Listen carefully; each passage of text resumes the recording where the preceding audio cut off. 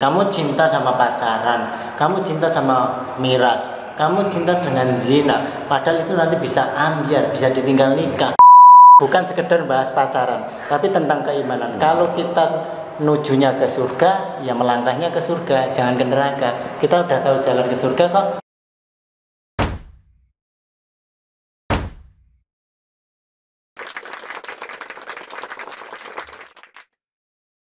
Pacaran dari tadi kan kita membahas efek pacaran, tapi kan kita juga harus objektif. Nyatanya ada argumen-argumen di luar itu, teman-teman mungkin ada yang setuju kan, ada yang ngalamin. Nyatanya yang pacaran juga langgeng-langgeng aja, pacaran dari SD, SMP, SMA, kuliah, nikah, bahkan mungkin sampai mati pun masih tetap stay. Tapi ternyata kan kita juga nggak bisa menampik kan, ada yang ta'aruf, ada yang memang di jalur ketakwaan, ternyata juga cerai, jalur ketakwaan, jalur jannah. Gitu gimana Ustaz menyikap? Minum dulu boleh? Boleh. For your information, banyu putih men, itu kopi. Dari seduh kopi cuma tagline. Karena air putih sehat. Monggo Ustaz. Kita lanjutkan ya. Memang dalam kehidupan ada yang seperti itu. Bahkan baru beberapa waktu yang lalu saya sempat lihat videonya di Facebook, itu ada video. Ya. Di situ isinya cerita tentang orang yang pacaran lama, kemudian sampai menikah, sampai punya anak dan seterusnya. Itu tidak hanya satu orang, tapi beberapa orang. Dan di komennya itu ternyata banyak sekali yang seperti itu. Jadi diawali dengan pacaran, ternyata bisa menikah, kemudian sampai baik-baik saja dan seterusnya. Memang ada yang seperti itu. Nah, kita sebagai orang Islam, kita lihat dulu hukum pacaran tadi seperti apa.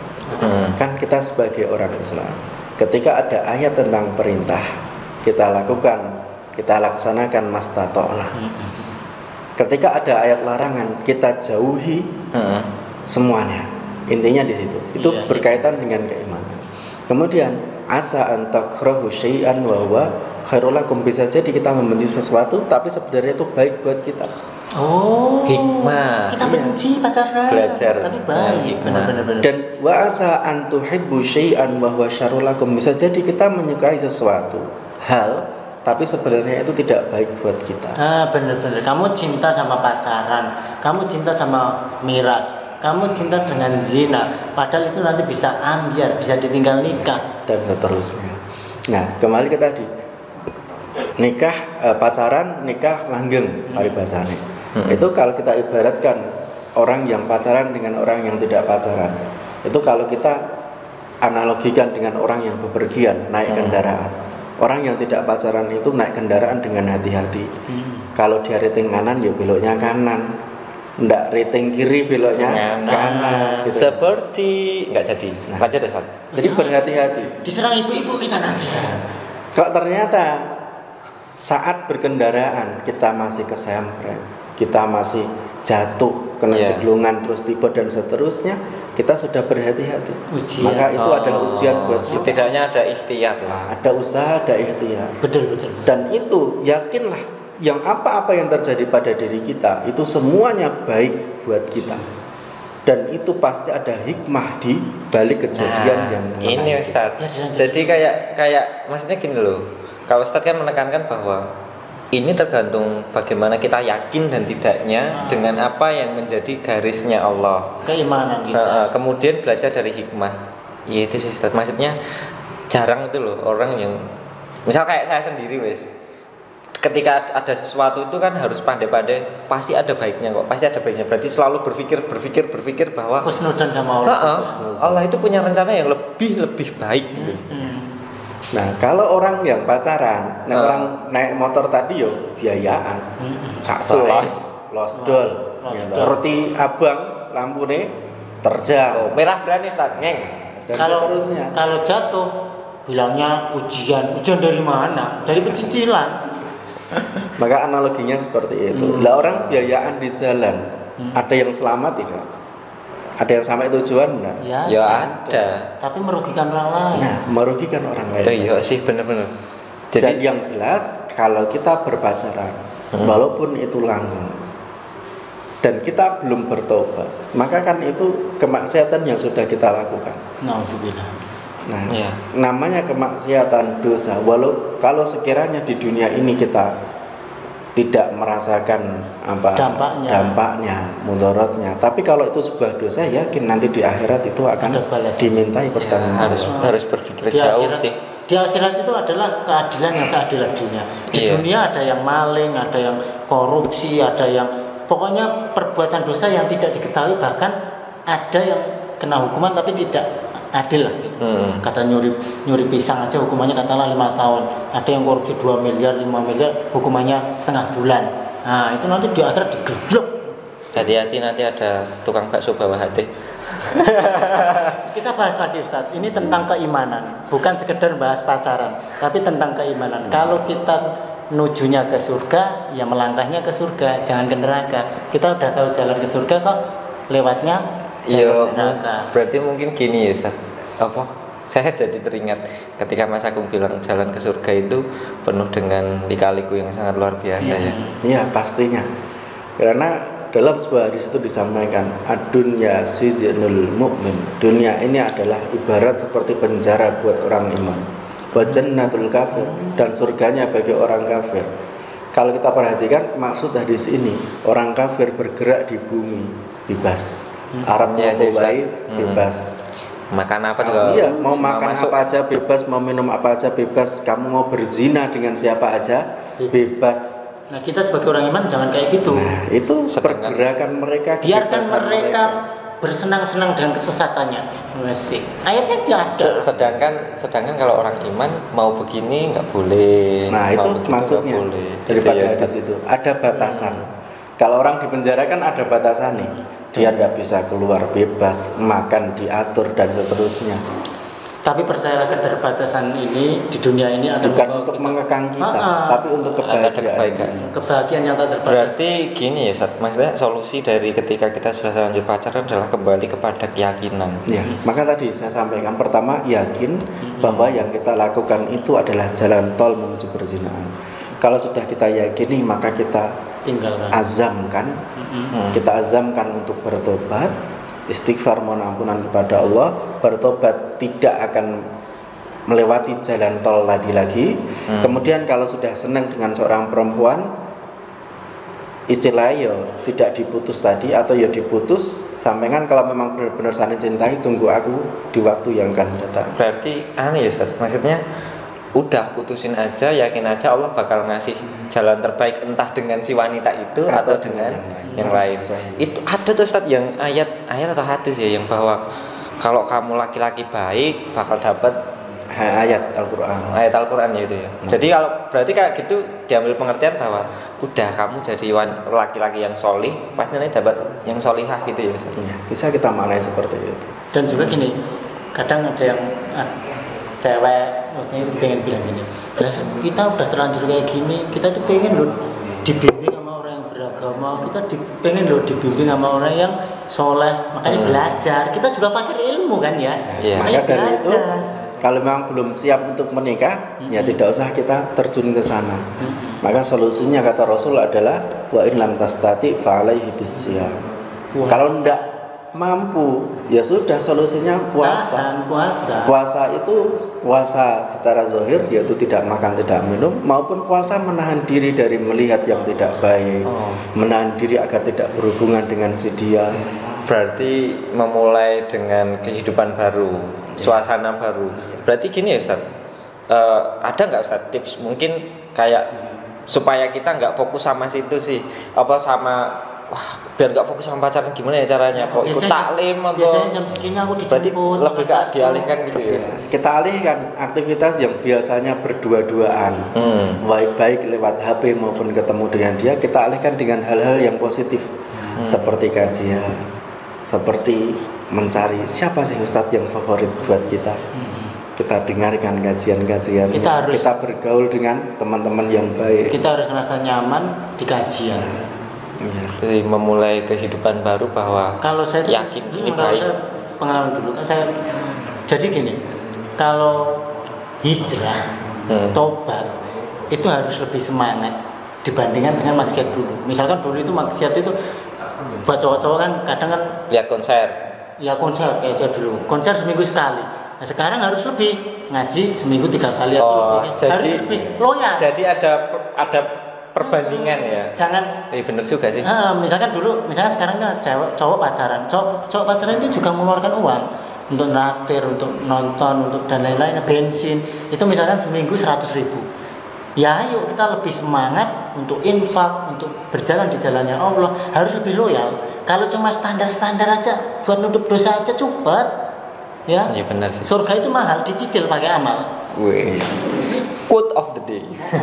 Sorry WA, jangan cuma pacarnya doang.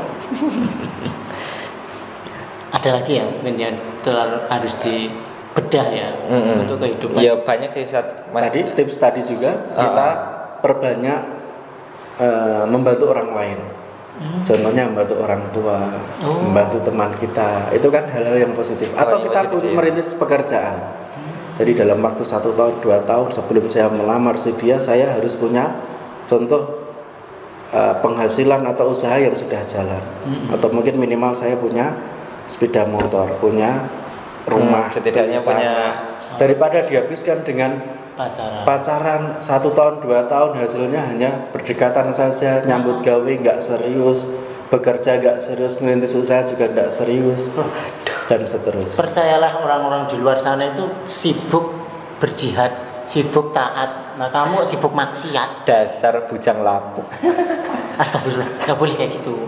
Berarti tergantung kepada kita sih ya, mau merubah atau enggak. Hidayah itu datang setiap saat, tinggal kita mau apa enggak itu aja kok.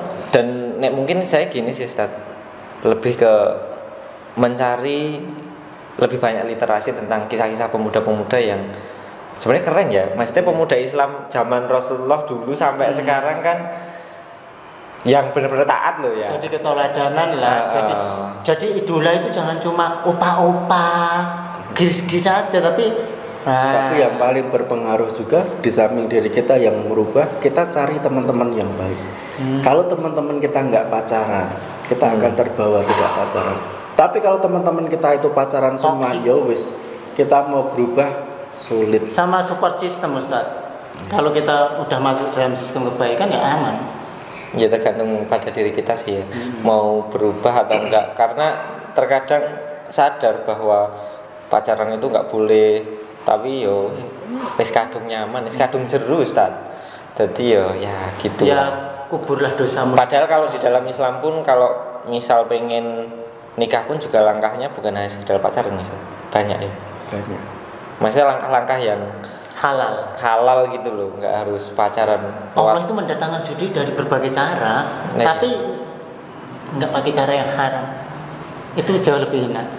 Kan kayak sistem ta'aruf juga mungkin lain kali perlu Ustaz kita bahas ta'aruf. Bahas tentang sebenarnya ta'aruf itu. Mas Akram dulu ta'aruf. Saya dulu ta'aruf. Saya melalui Ustadz. Jadi ya sedikit kisah ya. Ini nggak apa-apa. Kenapa kehidupan pribadi saya diungkap? Harus tahu kamu. Jadi barangkali bisa motivasi. Enggak, dia bahas pacaran dosa nih. Ternyata kamu juga pacaran. Saya dulu nikah sama istri itu lewat salah satu ustadz di Sragen juga. Jadi waktu itu momennya mendekati Idul Adha. Saya kasih enggak, tapi itu bapak yang ngasih. Bapak saya ngasih telepon ke ustadz. Beliau ke ustadz tersebut, Ustadz Agus namanya. Beliau ditelepon, ini anak saya butuh jodoh gitu. Terus kemudian dikasih foto. Prosesnya cepet kok Ustadz. Saya itu Kamis dapat foto, Jumat saya ngasih foto sama CV, Selasa itu nador cocok, langsung dilamar. 2 minggu kemudian ijab. Berarti belum pernah 3 bulan. Enggak, sebulan enggak nyampe. Tidak sampai. Enggak sampai 2 minggu. Dan itu menikahnya pada tanggal 1 Muharram. 1 Muharram itu iya, sisi Sunnah. Itu berdasarkan permintaan keluarga sana sama keluarga sini kan, terus ya sepakat satu Suraja. Itu kami belum pernah kenal sama sekali, belum pernah kontak sama sekali. Cuman pernah ketemu, tapi saya nggak tahu kalau ternyata itu istri saya. Oh, ternyata pernah ketemu. Iya. Kalau mungkin dulu tahu kan gini, wah ternyata kamu calon istriku. Oh, jodohku lewat di depan mata. Jadi ternyata temannya orang tua saya, dari teman haji itu temannya orang tua istri saya. Siapa sih temennya itu?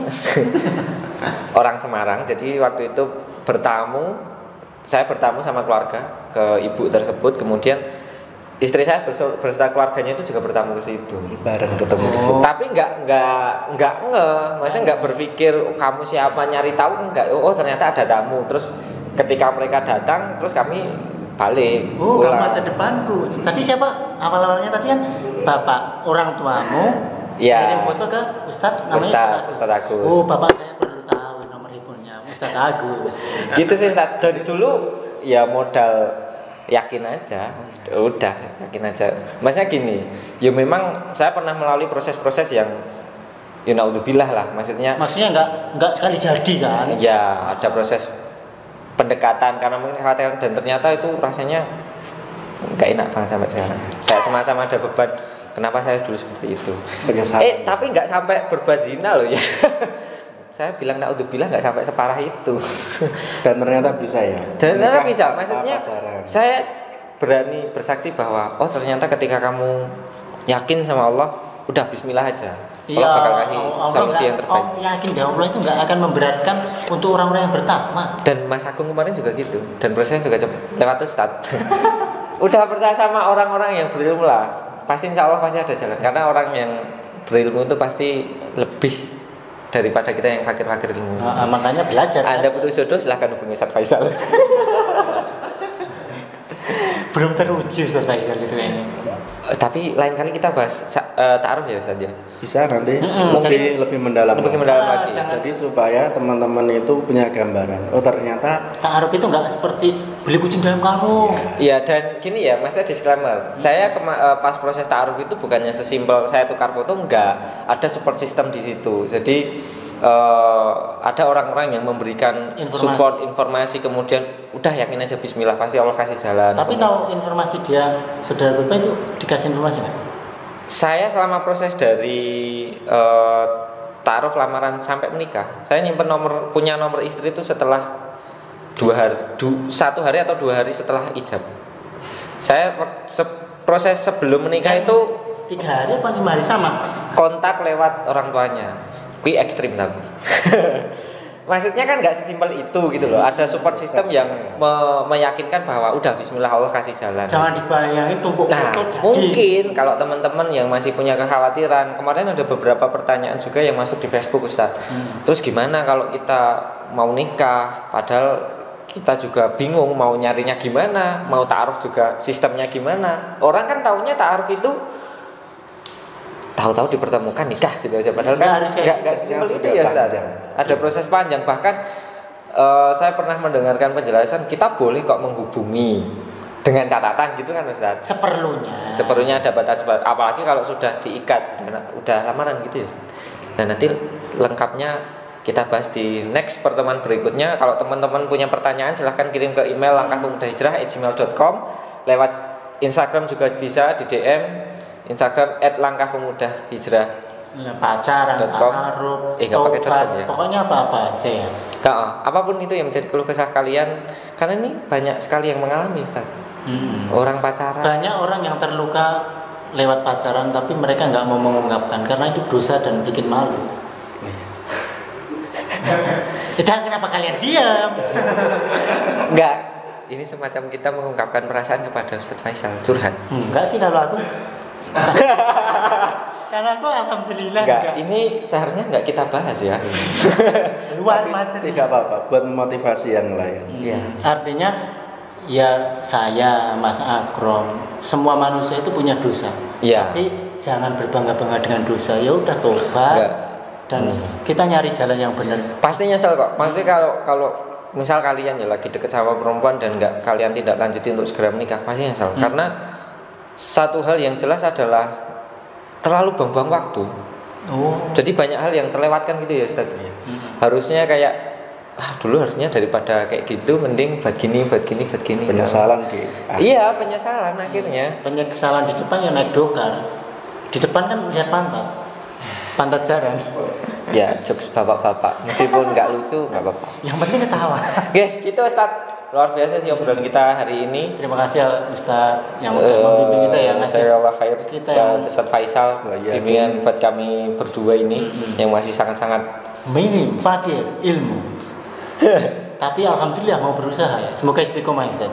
makanya buat teman-teman semoga channel ini semakin berkembang. Jangan lupa subscribe dan juga like, comment, share ke teman-teman kalian supaya channel ini semakin berkembang dan tujuannya adalah Pencet lonceng juga. oh iya, pencet lonceng biar notifikasinya masuk.